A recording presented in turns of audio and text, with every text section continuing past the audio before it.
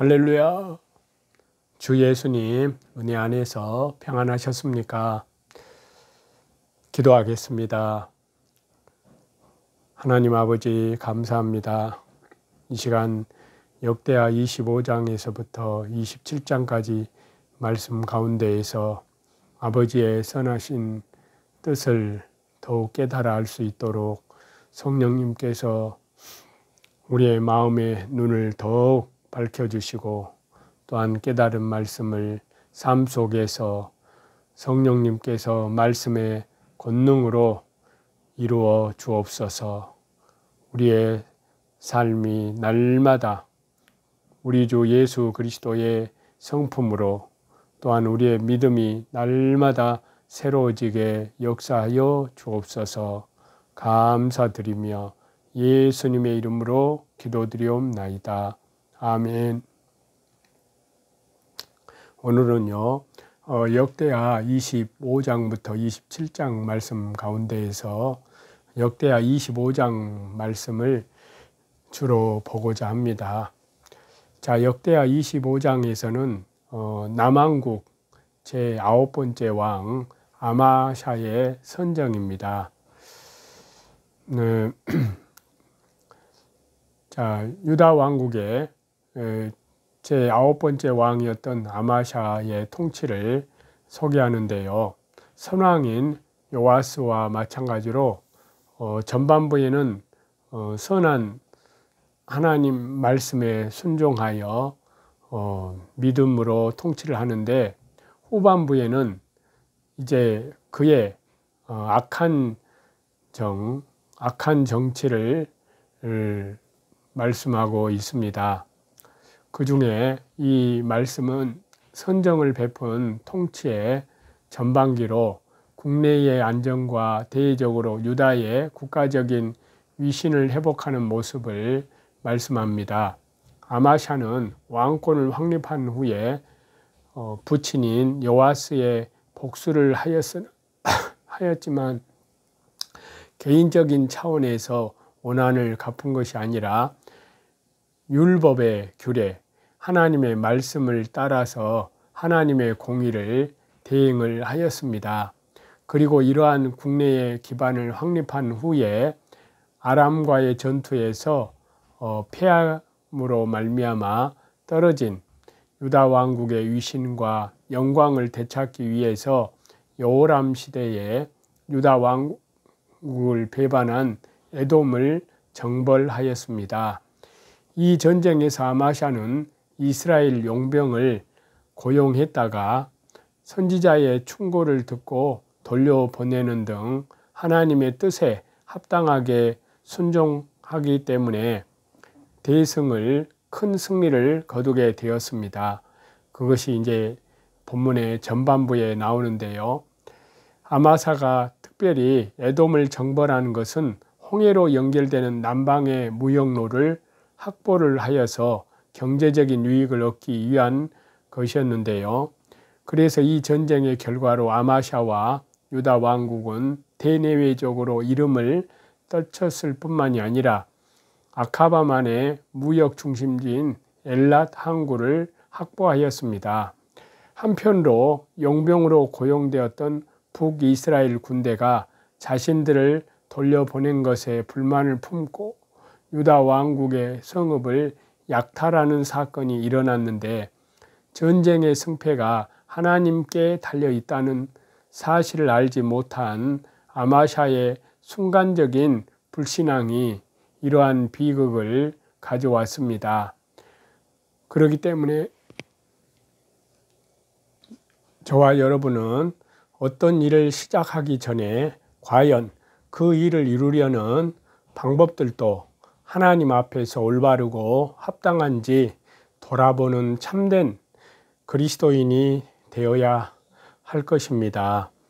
한편으로 여기 말씀에 같은 내용인 열왕기하 14장의 말씀과 비교를 해볼 때요, 이 말씀은 그 구성에 있어서 차이가 있습니다. 열왕기에서는 아마샤의 선정에 치중하여 기록하고 그 결과로서의 하나님의 복은 한 말씀에 그치고 있습니다. 그러나 여기 역대하에서는 아마샤의 선행과 그에 따른 하나님의 축복이 대등한 비중으로 기록되어서 말씀하고 있다는 것입니다.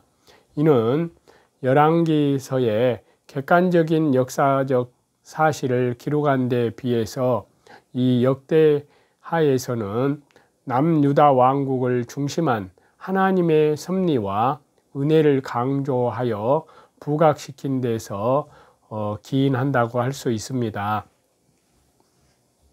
이제는 후반부의 말씀을 보면요, 아마샤의 우상 숭배와 그 결과에 대한 말씀을 하고 있습니다. 자, 아마샤의 통치 후반기로 에돔 족속과의 전쟁에서 승리한 후에 교만해진 아마샤가 에돔의 세일 자손의 우상을 마귀를 숭배하고 이를 책망하는 선지자를 배척하자 하나님께서 북이스라엘과의 전쟁을 통해서 아마샤를 심판하는 모습을 말씀하고 있습니다. 자, 이러한 말씀은 열왕기서에 나타나는 신명기적 관점과 비슷한데요. 즉 신앙에 따른 결과로서 축복을 기록하는 것과 마찬가지로 여기 말씀에서는 불신앙에 따른 결과로서의 심판을 나타내 줍니다.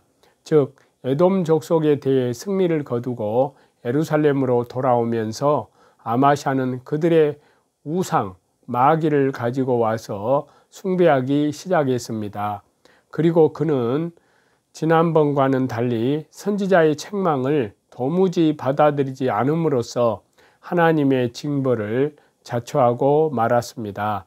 아마샤에 대한 하나님의 징벌은 북이스라엘 왕국과의 전쟁으로 나타났습니다. 아까 에돔에게 승리한 것이 하나님의 도우심에도 불구하고 마치 자신의 힘으로 이긴 것처럼 교만해진 아마샤에 대한 말씀을 드렸는데요. 북이스라엘 왕국에 대해서 선전포고를 했습니다.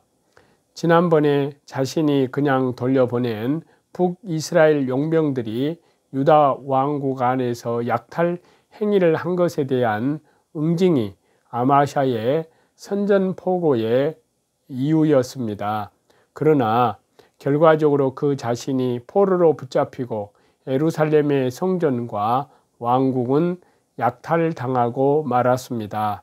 한편으로 아마샤의 선전포고에 대한 답변으로 북이스라엘의 요아스가 말한 비유를 살펴볼 때 교만한 자를 하나님께서는 반드시 심판하신다는 사실을 알 수가 있습니다. 그렇기 때문에 저와 여러분, 우리는 모든 일에 형통할 때 오히려 하나님 앞에 겸손하고 신실하여 언제나 하나님의 인도와 보호를 받는 자가 되어야 될 줄로 믿습니다. 그리고 이제 아마샤의 죽음인데요. 아마샤가 하나님의 징계를 받아 반역자들의 손에 최후를 맞는 그러한 모습을 말씀하고 있습니다. 부친 요아스처럼 처음보다 나중이 미약해진 아마샤는 마치 그의 아버지가 신하들의 반역에 의해서 비극적인 종말을 맞이하게 되었듯이 그 자신도 똑같은 운명에 처해지고 말았습니다.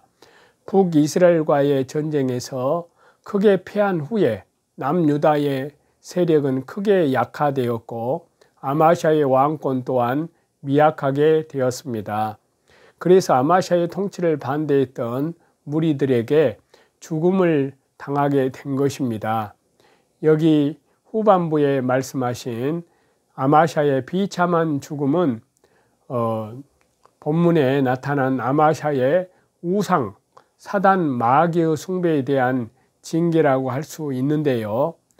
그래서 첫 번째 징계와 두 번째 징계를 받고 있는데요.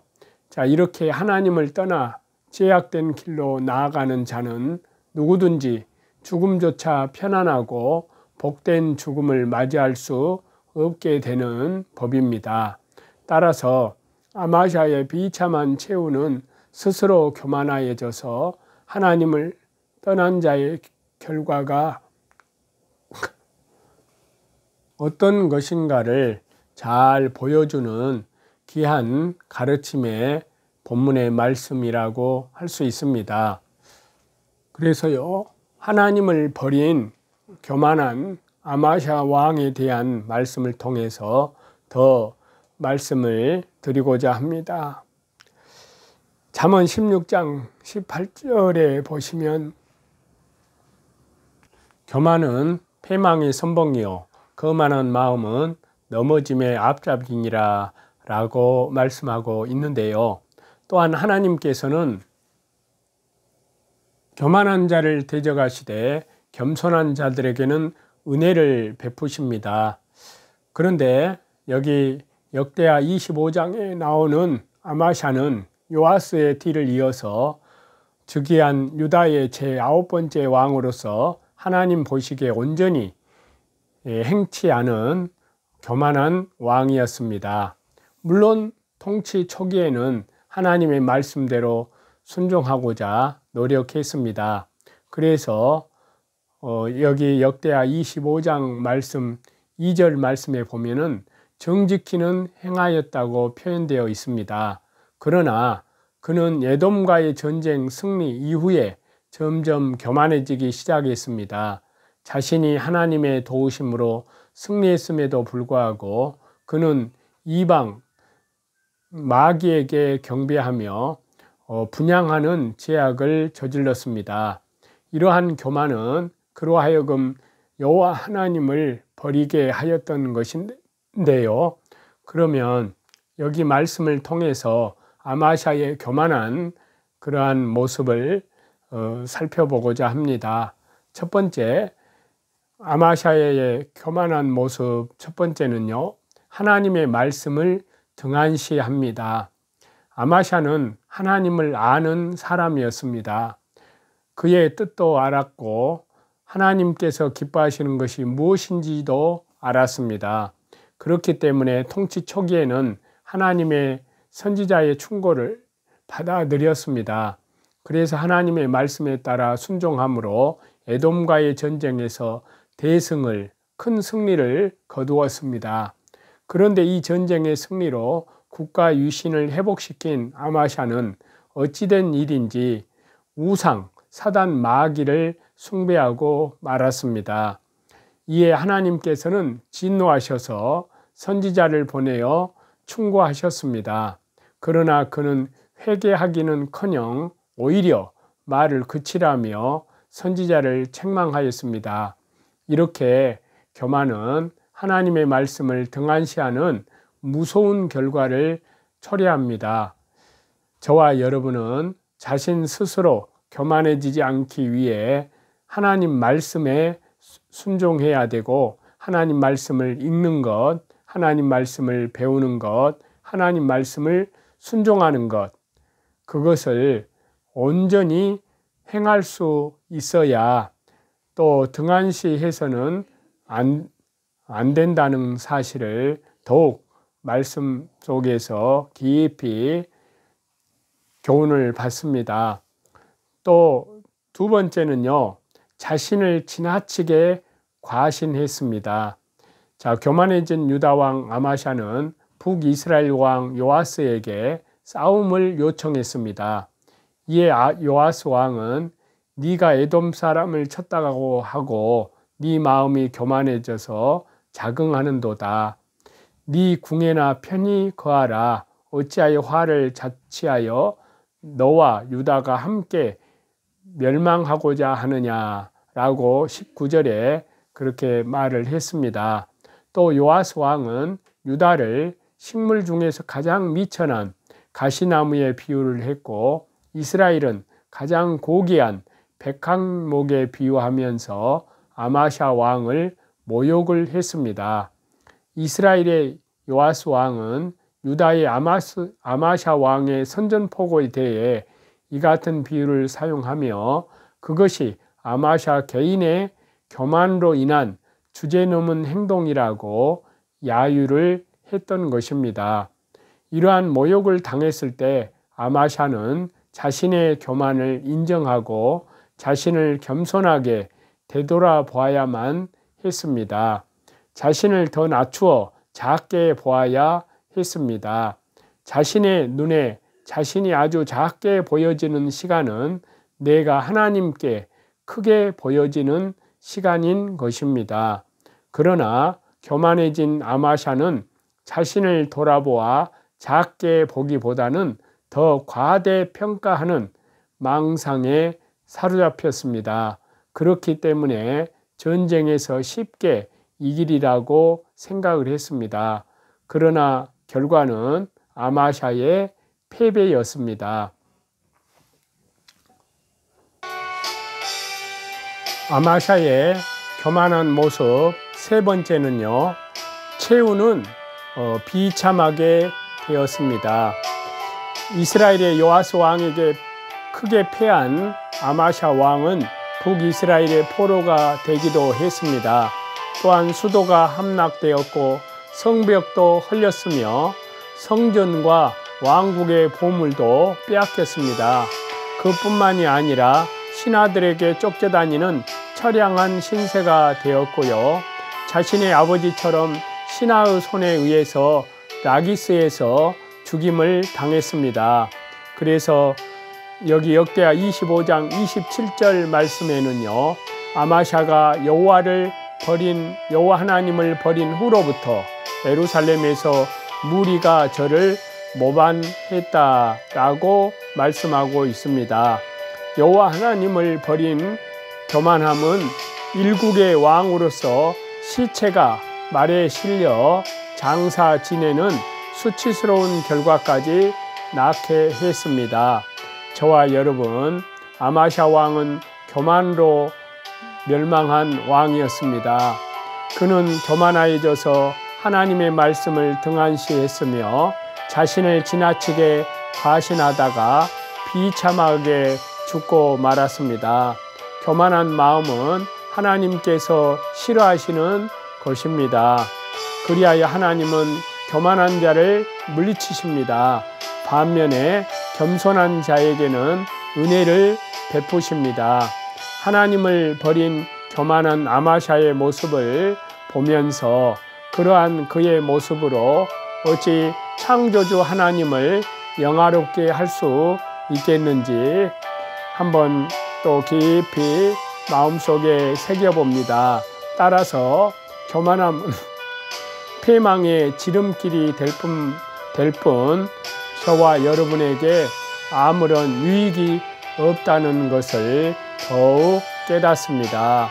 저와 여러분 항상 자기를 부인하고 자기 십자가를 지고 믿음의 주여 온전케 하시는 주님의 재림을 향하여 더욱더 그리스도의 순결한 온유하고 겸손한 저와 여러분들이 다 되시기를 우리 주 예수 그리스도 이름으로 간절히 축원합니다.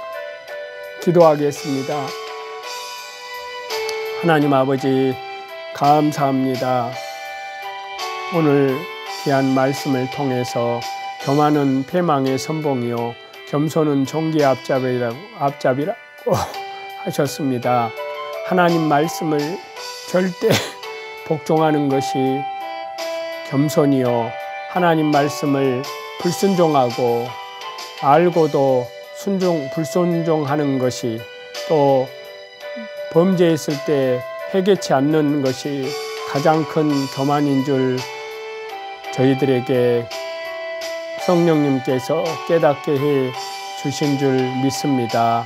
더욱더 주 예수님의 귀한 성품 온유와 겸손으로 날마다 우리의 믿음이 말씀과 성령으로 더욱 풍성해져서 그리스도 예수님의 신실한 겸손한 성도들이 다 될 수 있도록 은혜 내려 주옵소서. 감사드리며 예수님의 이름으로 기도하옵나이다. 아멘. 저와 여러분의 영혼을 우리 주 예수 그리스도 이름으로 사랑하고 축복합니다. 감사합니다.